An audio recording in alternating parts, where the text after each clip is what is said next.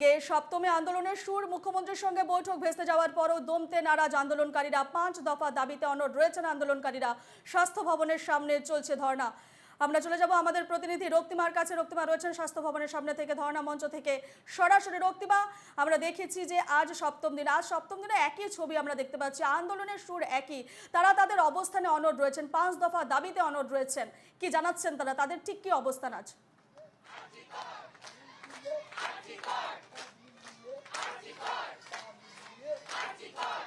দেখো, বেলা যত বাড়ছে তত কিন্তু ভিড় আরো বাড়ছে, সাধারণ মানুষের ভিড়। এবং যেমনটা সকাল থেকে দেখাচ্ছিলাম, সেই চিত্রটা কিন্তু এই মুহূর্তে অনেকটাই বেজেছে।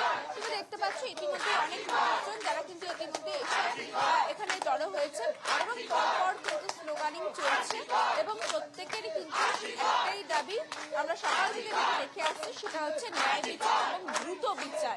যারা দোষীরা রয়েছে তাদের এত দৃষ্টান্তমূলক শাস্তি দেওয়া হয়, সেই দাবি কিন্তু করছেন তারা। এখানে অনেকেই রয়েছে, একেবারে তাদের সঙ্গে একটুখানি কথা বলার চেষ্টা করবো। দিদি, কোথা থেকে আসছেন?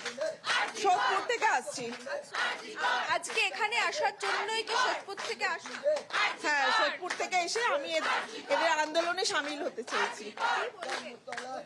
বিচার চাই, সুনির্দিষ্ট, আমরা একদম নিরপেক্ষভাবে যাতে বিচার হয়, আমরা বিচার চাই। তদন্ত হচ্ছে, হোক, কিন্তু সেটা যেন তদন্তটা যেন ঠিকঠাক করে হয়।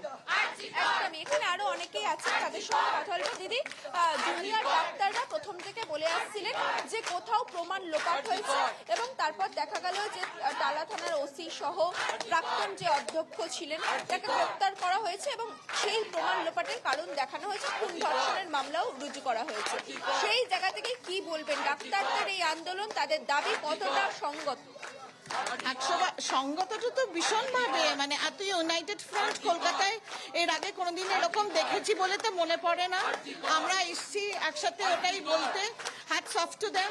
ওদের পেছনে আমরা আছি, ফুল সাপোর্ট, ওরা যা করছে ফুল সাপোর্ট, এভরিথিং। ভেরি সংগত, কোনো মানে দাবিগুলো, প্রত্যেকটা দাবি is very justified. We want justice, justice for আমরা গড়িয়াহাট থেকে, আমি আমার বন্ধু পাচ্ছ প্রত্যেকেই আমরা দেখতে পাচ্ছি যে বিভিন্ন জায়গা থেকে আসছেন, পার্শ্ববর্তী জেলাগুলি থেকেও কিন্তু মানুষজন আসছেন। আমি আরেকটু আন্দোলনে যারা এখানে সামিল হয়েছেন তাদের দেখাতে বলবো। এবং তুমি দেখতে পাচ্ছ সকাল থেকে যত বেলা বাড়ছে ভিড় কিন্তু বাড়ছে এবং যারা আসছেন প্রত্যেকেরই একটাই দাবি যে ন্যায় বিচার পাক অভয়া এবং একই সঙ্গে দ্রুত যাতে তদন্ত শেষ হোক, সেই দাবিও কিন্তু জানাচ্ছেন তারা।